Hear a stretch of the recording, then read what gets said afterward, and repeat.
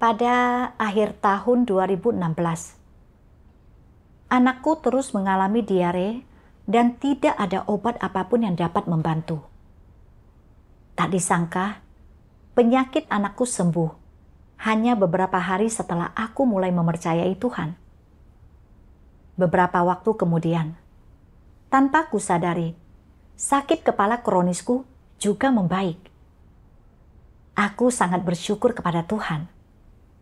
Setelah itu, aku berusaha sebaik mungkin untuk bekerja sama dalam tugas apapun yang diatur oleh gereja. Pada waktu itu, suamiku menghalangi imanku kepada Tuhan. Tetapi aku tidak terkekang. Aku percaya bahwa asalkan aku dengan tulus mempercayai Tuhan dan melaksanakan tugasku, aku akan menerima berkat Tuhan dan memiliki kesempatan untuk diselamatkan. Pada bulan April 2020, aku dipilih sebagai pemimpin gereja dan aku bekerja sama lebih giat lagi. Beberapa bulan kemudian, suatu hari setelah makan, aku merasa sangat lelah dan pusing. Jadi aku memeriksa tekanan darahku dan mendapati bahwa tekanan darahku berada di antara 160 mmHg dan 90 mmHg. Aku tidak bisa mempercayainya dan berpikir, tekanan darahku tidak pernah tinggi sebelumnya. Mengapa tiba-tiba jadi begitu tinggi? Karena aku masih muda, kupikir bahwa asalkan aku dengan sungguh-sungguh melaksanakan tugasku, Tuhan akan melindungiku dan tekanan darahku pasti akan turun. Jadi, aku tidak terlalu merasa terkekang dan hanya menggunakan beberapa obat tradisional sebagai pengobatan. Pada bulan Maret 2021, aku mengukur tekanan darahku di apotik dan hasilnya antara 180 mmHg dan 128 mmHg. Dokter sangat terkejut dan berkata, "Tekanan darahmu sangat tinggi. Berhati-hatilah supaya tidak terjatuh saat mengendarai sepeda." Mendengar dokter mengatakan hal ini, membuatku cukup cemas dan kupikir, tekanan darah tinggi dapat menyebabkan banyak komplikasi. Beberapa orang mengalami penyumbatan pembuluh darah di otak karena tekanan darah tinggi dan tiba-tiba meninggal. Beberapa orang mengalami kerusakan jaringan di otak dan akhirnya berjalan pincang, dan yang lainnya menjadi lumpuh, tidak dapat mengurus diri mereka sendiri. Bagaimana jika aku terjatuh dan jadi lumpuh? Pada titik ini, aku mulai mengeluh dan berpikir, aku selalu melaksanakan tugasku. Jadi, mengapa tekanan darahku masih begitu tinggi? Mengapa Tuhan tidak melindungiku? Suatu pagi, ketika aku bangun, tiba-tiba aku merasa sangat pusing. Kedua bahu terasa sangat sakit. Dan rasanya seperti ada beberapa urat yang tertarik di kepalaku. Untuk menggerakkan kepalaku saja, rasanya sangat menyakitkan.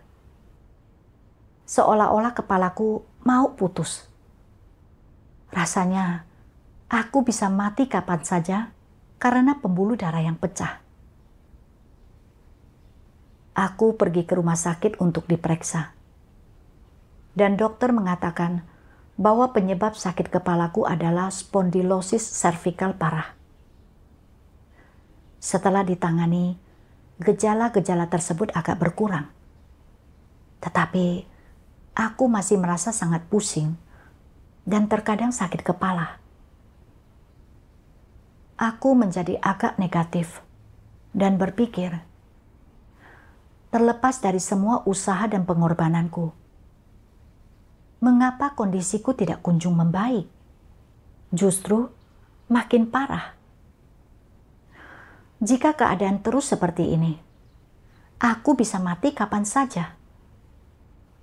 Mungkin lebih baik melakukan satu jenis pekerjaan saja. Itu tidak terlalu melelahkan daripada menjadi pemimpin, dan mungkin kondisiku akan membaik.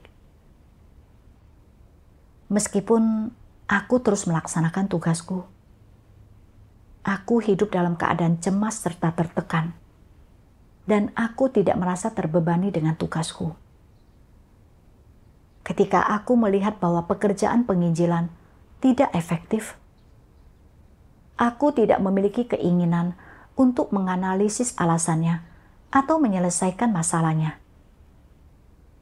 Kemudian, aku menggunakan beberapa obat tradisional serta minum obat penurun tekanan darah. Dan tekanan darahku sedikit menurun. Namun, aku masih khawatir jika kondisiku tiba-tiba kambuh lagi. Aku berpikir, terlepas dari semua usaha dan pengorbananku, bukan hanya belum menerima berkat apapun, tetapi kesehatanku makin memburuk. Sehingga aku tidak lagi ingin melaksanakan tugasku sebagai pemimpin.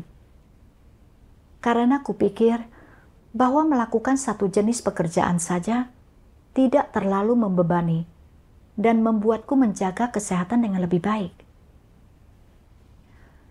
Selama periode itu, karena keadaanku buruk, sebagian besar persekutuanku dalam pertemuan-pertemuan bersifat negatif dan pasif, dan aku tidak fokus pada tugasku, yang menyebabkan keefektifan pekerjaan penginjilan terus menurun.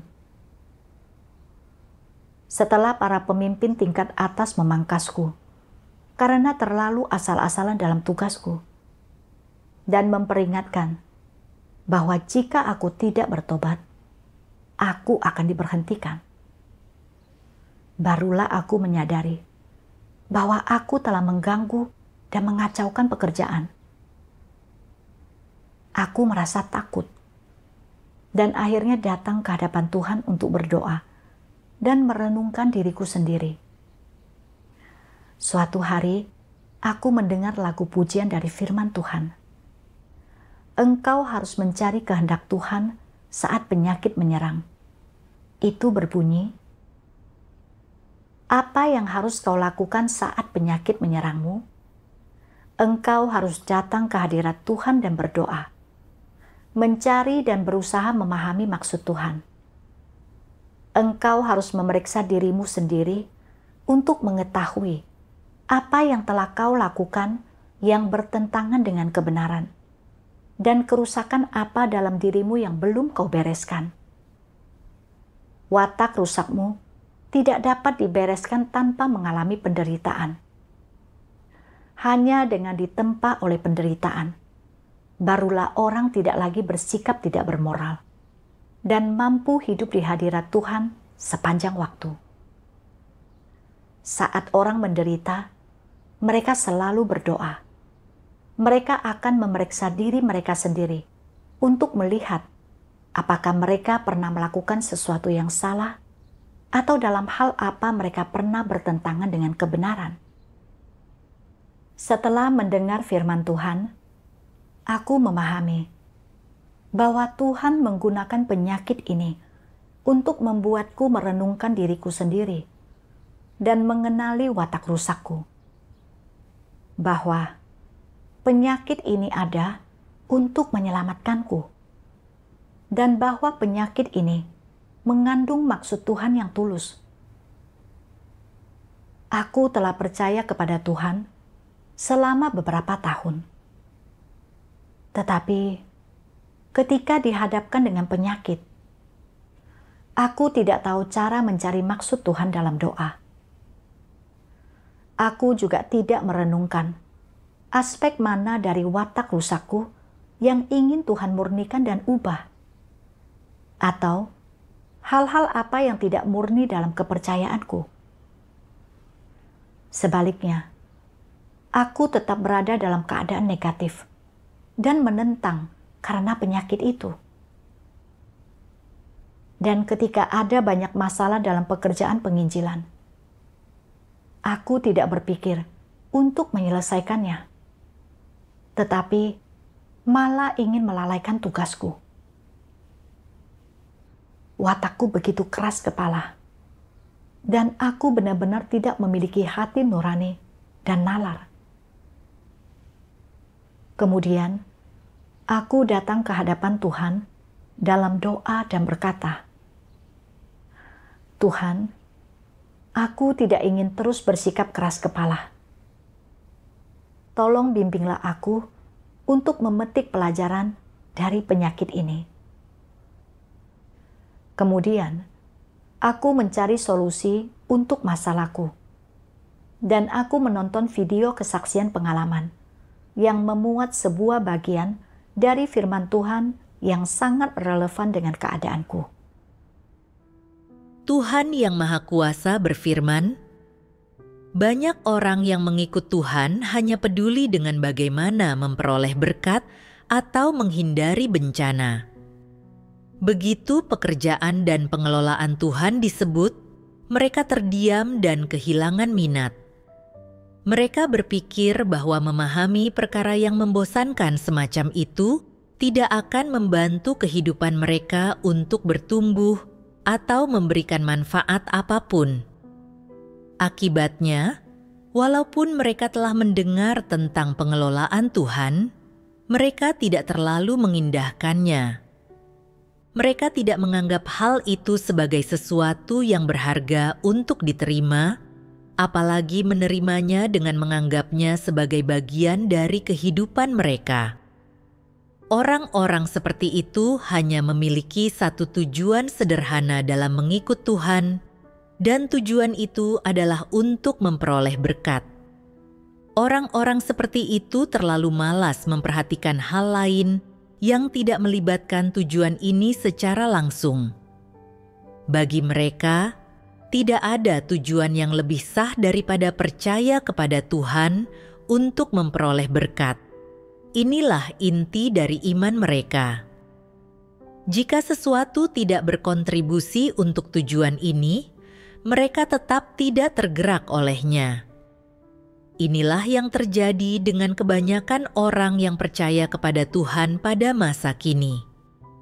Tujuan dan niat mereka kelihatannya benar, karena bersamaan dengan percaya kepada Tuhan, mereka juga mengorbankan diri untuk Tuhan, mempersembahkan diri mereka kepada Tuhan, dan melaksanakan tugas mereka. Mereka meninggalkan masa muda mereka, meninggalkan keluarga dan pekerjaan, dan bahkan menghabiskan waktu bertahun-tahun menyibukkan diri jauh dari rumah. Demi tujuan akhir mereka, mereka mengubah minat mereka, pandangan mereka tentang hidup, dan bahkan mengubah arah yang mereka tempuh, tetapi mereka tidak dapat mengubah tujuan kepercayaan mereka kepada Tuhan. Mereka sangat sibuk menggapai cita-cita mereka sendiri. Sejauh apapun jalannya, dan sebanyak apapun kesulitan dan rintangan yang ada di sepanjang jalan, mereka tetap tekun dan tidak takut mati. Kekuatan apa yang mendorong mereka untuk terus mendedikasikan diri mereka seperti ini? Apakah hati nurani mereka?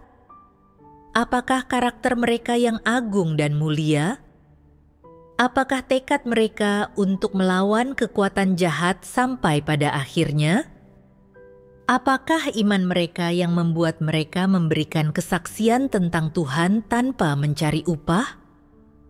Apakah kesetiaan mereka yang membuat mereka rela menyerahkan segalanya untuk menyelesaikan kehendak Tuhan? Ataukah semangat pengabdian mereka yang membuat mereka selalu meninggalkan keinginan pribadi mereka yang berlebih-lebihan? Bagi seseorang yang tidak pernah memahami pekerjaan pengelolaan Tuhan untuk tetap berkorban begitu banyak, sungguh sebuah keajaiban yang menakjubkan. Untuk saat ini, kita tidak perlu membahas berapa banyak yang telah diberikan oleh orang-orang ini. Meskipun demikian, perilaku mereka sangat layak untuk dianalisis. Selain dari keuntungan yang berhubungan sangat erat dengan mereka, mungkinkah ada alasan lain mengapa orang-orang yang tidak pernah memahami Tuhan mau berkorban begitu banyak baginya? Dalam hal ini, kita menemukan masalah yang sebelumnya tidak teridentifikasi. Hubungan manusia dengan Tuhan semata-mata demi kepentingan diri sendiri. Hubungan ini adalah hubungan antara penerima dan pemberi berkat. Sederhananya, hubungan ini seperti hubungan antara karyawan dan majikan. Karyawan bekerja hanya untuk menerima upah yang diberikan oleh majikannya. Dalam hubungan semacam ini, tidak ada kasih sayang, hanya ada transaksi. Tidak ada tindakan mencintai dan dicintai, hanya ada derma dan belas kasihan. Tidak ada pengertian, hanya ada kemarahan terpendam dan tipu daya. Tidak ada keintiman, hanya ada jurang yang tak bisa diseberangi. Tuhan menyingkapkan bahwa meskipun banyak orang melaksanakan tugas mereka, mengorbankan diri, berjeri lelah, dan menyibukkan diri mereka dengan pekerjaan, dari luar tampak tunduk kepada Tuhan dan menyenangkan Tuhan. Pada dasarnya, mereka memiliki niat tersendiri, dan mereka mencoba memanfaatkan serta menukarnya dengan Tuhan untuk mencapai tujuan mereka mendapatkan berkat. Aku merenungkan bagaimana sejak aku menerima pekerjaan Tuhan pada akhir zaman, penyakit anakku telah disembuhkan, dan sakit kepala kronisku juga telah pulih. Sehingga aku menjadi aktif dalam tugasku, dan bahkan ketika keluargaku mencoba menghalangiku, aku tidak mundur, karena aku percaya bahwa asalkan aku berusaha keras dalam tugasku, aku akan menerima kasih karunia dan berkat Tuhan di masa depan, serta pada akhirnya diselamatkan. Bahkan setelah mengetahui bahwa aku menderita tekanan darah tinggi, aku tidak meninggalkan tugasku dan bersedia untuk bekerja tengah malam. Terlepas dari seberapa sulit atau melelahkannya itu, karena percaya bahwa jika aku setia dalam tugasku, Tuhan akan menyingkirkan penyakitku. Ketika kondisiku tidak membaik dan terus memburuk, aku salah paham dan mengeluh, serta mengabaikan masalah dalam pekerjaan penginjilan.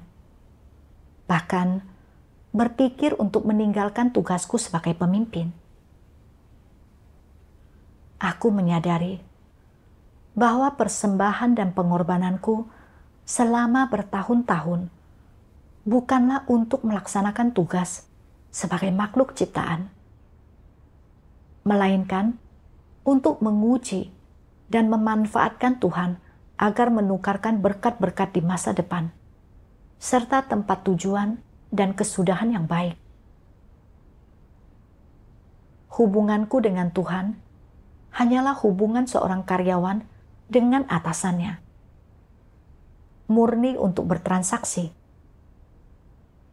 Kemudian, aku membaca bagian lain dari firman Tuhan. Tuhan yang Maha Kuasa berfirman, "Seperti apapun mereka diuji, kesetiaan mereka yang memiliki Tuhan di dalam hatinya tetap tidak berubah. Tetapi bagi mereka yang tidak memiliki Tuhan di dalam hatinya, begitu pekerjaan Tuhan tidak menguntungkan bagi dagingnya, mereka berubah pandangan tentang Tuhan dan bahkan meninggalkan Tuhan. Itulah orang-orang yang tidak akan tetap bertahan sampai pada akhirnya, yang hanya mencari berkat Tuhan tanpa memiliki kerinduan untuk mengorbankan diri kepada Tuhan dan menyerahkan hidupnya bagi Tuhan. Orang-orang hina semacam itu semuanya akan dibuang ketika pekerjaan Tuhan berakhir dan sama sekali tidak layak dikasihani. Mereka yang tidak memiliki kemanusiaan tidak mampu bersungguh-sungguh mengasihi Tuhan. Ketika situasinya aman dan terjamin, atau ketika mereka bisa mendapatkan keuntungan, mereka taat sepenuhnya kepada Tuhan, tetapi begitu keinginan mereka tidak terkabul atau akhirnya ditolak, mereka langsung memberontak. Bahkan hanya dalam waktu semalam, mereka bisa berubah dari sosok manusia yang penuh senyum dan baik hati menjadi pembunuh berwajah buruk yang kejam, yang tiba-tiba memperlakukan orang yang memberi kebaikan kepada mereka di masa lalu sebagai musuh bebuyutan tanpa sebab atau alasan. Jika setan-setan ini tidak diusir keluar, setan-setan yang bisa membunuh tanpa ragu ini, bukankah mereka akan menjadi bahaya yang tersembunyi? Dari firman Tuhan, aku menyadari bahwa orang yang memiliki Tuhan di dalam hatinya tahu bahwa segala sesuatu berasal dari Tuhan. Dan entah mereka menerima berkat atau mengalami musibah, mereka mampu tunduk pada pengaturan dan penataan Tuhan. Sama seperti Ayub selama masa ujiannya. Ketika kawanan domba dan ternaknya diambil, anak-anaknya mati, dan tubuhnya penuh dengan bara yang busuk. Dia tidak mengeluh tentang Tuhan atau meninggalkannya, melainkan memuji Tuhan. Yahweh yang memberi, Yahweh juga yang mengambil. Terpujilah nama Yahweh. Ayub memiliki iman yang tulus kepada Tuhan dan hati yang takut akan Tuhan. Aku membandingkannya dengan perilakuku sendiri. Setelah menerima pekerjaan Tuhan, penyakit anakku telah pulih, dan sakit kepala kronisku juga disembuhkan. Aku menerima kasih karunia dari Tuhan dan menjadi bersemangat dalam pengorbananku. Tetapi ketika penyakitku menjadi makin parah, dan aku tidak menerima berkat yang kuinginkan, aku langsung berbalik terhadap Tuhan dan mulai mengeluh tentangnya. Aku tidak lagi merasa terbebani oleh tugasku dan sama sekali tidak menjunjung tinggi kepentingan gereja. Aku hanya memikirkan kepentingan pribadiku, hanya ingin menerima berkat serta keuntungan dari Tuhan. Dan ketika aku tidak mendapatkannya, aku menjadi negatif dan lalai, serta menentang Tuhan. Aku menyadari betapa egois dan hinanya diriku selama ini, tidak memiliki kemanusiaan dan nalar. Jika aku terus bersikap keras kepala, pada akhirnya aku akan dibenci dan ditolak, serta disingkirkan oleh Tuhan. Kemudian, aku membaca lebih banyak firman Tuhan. Tuhan yang Maha Kuasa berfirman, "Karena diberkati bukan tujuan yang tepat untuk dikejar orang, lalu apa tujuan yang tepat? Mengejar kebenaran, mengejar perubahan watak, dan mampu tunduk pada semua pengaturan dan penataan Tuhan. Inilah tujuan yang harus orang kejar. Katakanlah, sebagai contoh, dipangkas menyebabkanmu memiliki gagasan dan kesalahpahaman, dan engkau menjadi tidak mampu tunduk. Mengapa engkau tidak mampu tunduk? Karena engkau merasa bahwa tempat tujuan atau impianmu untuk diberkati telah ditantang. Engkau menjadi negatif dan kesal dan mencoba berhenti melaksanakan tugasmu.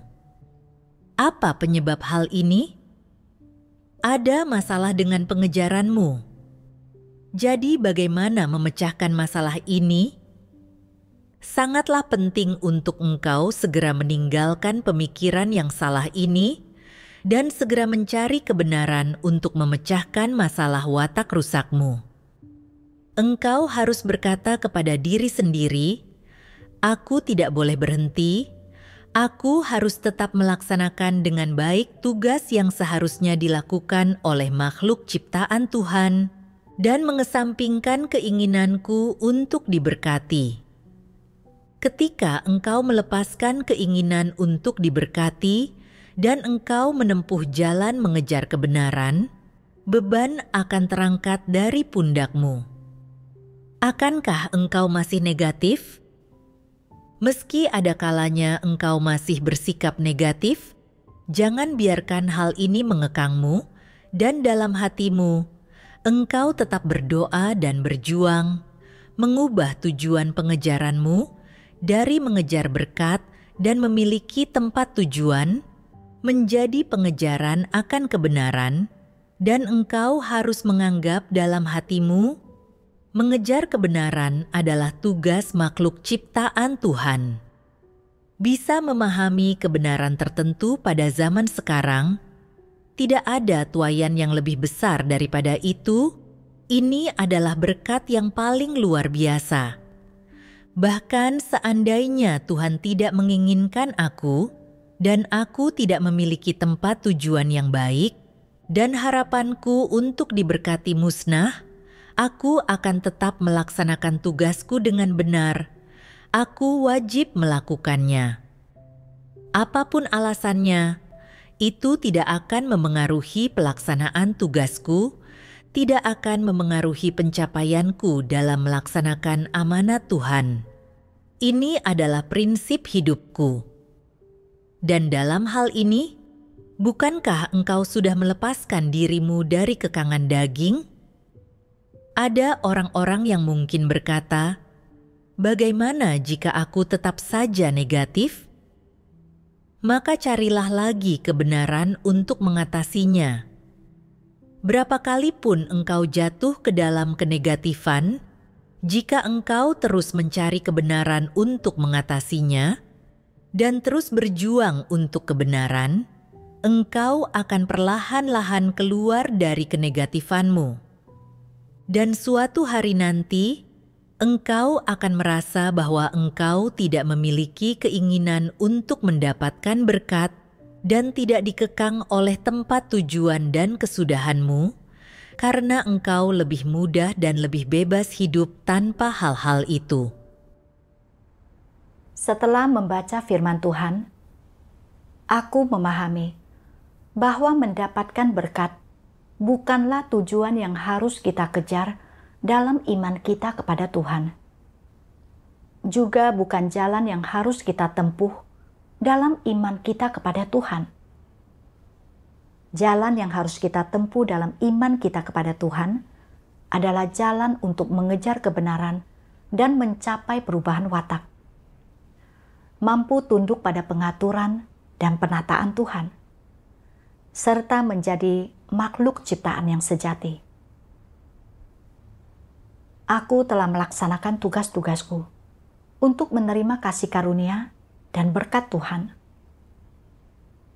Tetapi ketika penyakitku memburuk dan aku merasa harapanku akan berkat-berkat itu hancur, aku menjadi negatif dan menentang. Meskipun dari luar aku tidak meninggalkan tugasku, tetapi hatiku telah mengkhianati Tuhan. Aku melaksanakan tugasku dengan sikap asal-asalan dan tidak mengatasi masalah, sehingga pekerjaan penginjilan tidak efektif dan saudara-saudari hidup dalam keadaan negatif yang merugikan pekerjaan gereja. Aku menempuh jalan yang bertentangan dengan maksud Tuhan. Sekarang, aku sudah mulai paham bahwa kita seharusnya tidak mencari berkat dalam iman kita, tetapi harus mengejar kebenaran dan membuang watak rusak kita. Mampu tunduk pada pengaturan dan penataan Tuhan, serta menjadi orang yang bernalar. Seperti Ayub, yang memuji kebenaran Tuhan, baik ketika dia menerima berkat maupun mengalami musibah. Dia memiliki ketundukan yang tulus kepada Tuhan dan merupakan orang yang sangat bernalar. Kedepannya, aku bersedia untuk memperbaiki pandanganku yang keliru tentang pengejaran, tunduk pada pengaturan dan penataan Tuhan, serta melaksanakan tugas-tugasku sebagai makhluk ciptaan. Sedangkan untuk penyakitku, aku akan melanjutkan pengobatan dan perawatan normal, memerhatikan pola makanku, dan berolahraga dengan benar. Ketika aku melepaskan keinginanku untuk mendapatkan berkat, aku merasa jauh lebih tenang dan lebih termotivasi dalam tugasku. Kemudian, aku bekerja dengan para pekerja penginjilan untuk meninjau penyimpangan dan masalah, menindaklanjuti dan mengawasi pekerjaan mereka, serta membuat penyesuaian terhadap pekerja yang tidak cocok. Setelah beberapa waktu, efektivitas pekerjaan penginjilan meningkat dibandingkan sebelumnya. Kemudian, aku mengukur tekanan darahku beberapa kali. Dan yang mengejutkanku, tekanan darahku normal. Aku sangat senang. Tetapi, aku juga merasa sangat bersalah. Aku merenungkan bagaimana saat aku hidup dalam keadaan sakit, aku tidak merasa terbebani dengan tugas-tugasku yang menyebabkan kerugian pada pekerjaan. Tetapi, Tuhan tidak terus memikirkan pelanggaranku dan memberiku kesempatan untuk bertobat. Dan aku merasa sangat berutang kepada Tuhan. Kemudian, aku membaca bagian lain dari firman Tuhan. Tuhan Yang Maha Kuasa berfirman, dalam kepercayaan kepada Tuhan, yang orang cari adalah mendapatkan berkat untuk di masa depan. Inilah tujuan dalam iman mereka. Semua orang memiliki niat dan harapan ini, tetapi kerusakan dalam natur mereka harus dibereskan melalui ujian dan pemurnian. Dalam aspek manapun engkau tidak murni dan memperlihatkan kerusakan, dalam aspek-aspek inilah engkau harus dimurnikan. Ini adalah pengaturan Tuhan. Tuhan menciptakan lingkungan tertentu untukmu yang memaksamu dimurnikan di sana sehingga engkau mampu mengetahui kerusakanmu sendiri. Pada akhirnya, engkau akan mencapai titik di mana engkau lebih suka mati untuk meninggalkan rencana dan keinginanmu, serta tunduk pada kedaulatan dan pengaturan Tuhan. Jadi, jika orang tidak mengalami beberapa tahun pemurnian, jika mereka tidak menanggung tingkat penderitaan tertentu, mereka tidak akan dapat membebaskan diri dari kekangan kerusakan daging dalam pemikiran dan hati mereka. Dalam aspek manapun orang masih tunduk pada kekangan dari natur iblis dalam diri mereka, dan dalam aspek manapun mereka masih memiliki keinginan dan tuntutan mereka sendiri, dalam aspek-aspek inilah mereka harus menderita. Hanya melalui penderitaan, pelajaran dapat dipetik, yang berarti orang menjadi mampu untuk memperoleh kebenaran dan memahami maksud Tuhan. Sebenarnya, banyak kebenaran dapat dipahami dengan mengalami ujian yang menyakitkan. Tak seorang pun mampu memahami maksud Tuhan, mengenal kemahakuasaan dan hikmat Tuhan, atau menghargai watak Tuhan yang benar ketika berada di lingkungan yang nyaman dan mudah, atau ketika keadaan baik. Itu tidak mungkin. Dari firman Tuhan ini, aku menyadari bahwa Tuhan begitu bijaksana dalam pekerjaannya. Penyakit yang parah tampak menyakitkan dari sudut pandang manusia. Tetapi Tuhan menggunakan rasa sakit ini untuk memurnikan dan menyucikan manusia. Sama seperti penyakitku. Meskipun dari luar, aku tampak menderita sakit. Tuhan telah menggunakan penyakit ini untuk memurnikan hal-hal yang tidak murni dalam imanku kepadanya. Dan tanpa penyingkapan penyakit ini, aku tidak akan menyadari niat yang tercemar dalam imanku untuk mendapatkan berkat. Dan aku akan tetap berusaha menipu serta bertransaksi dengan Tuhan dalam tugasku. Dan pada akhirnya, aku akan disingkapkan serta disingkirkan oleh Tuhan.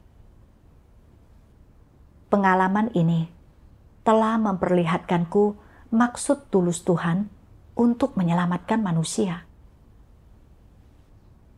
Ketika aku pertama kali percaya kepada Tuhan, aku menikmati banyak kasih karunia-Nya. Dan pada saat itu, aku tidak memahami banyak hal, serta berpikir bahwa Tuhan hanyalah Tuhan yang memberi kasih karunia. Namun sebenarnya, kasih karunia yang Tuhan berikan kepada manusia ditujukan untuk membawa manusia ke hadapan-Nya, agar menerima keselamatannya. Pekerjaan Tuhan di akhir zaman adalah mengungkapkan kebenaran dan melakukan penghakiman. Serta pada saat yang sama, Dia mengatur berbagai lingkungan untuk memurnikan dan menyucikan manusia, sehingga mereka dapat tunduk dan menyembah-Nya, serta memperoleh keselamatannya. Dalam mempercayai Tuhan, aku tidak bisa hanya menikmati kasih karunia-Nya. Aku juga harus mengalami penghakiman, hajaran, ujian dan pemurnian, serta harus mengejar perubahan dalam watak rusakku dan memikul tugasku. Meskipun aku telah menderita rasa sakit karena penyakit ini, aku telah mengalami bahwa apa yang telah Tuhan lakukan kepadaku adalah kasih dan keselamatannya. Aku juga sudah mulai sadar akan hikmat dalam pekerjaan Tuhan. Aku bersyukur kepada Tuhan dari lubuk hatiku yang terdalam.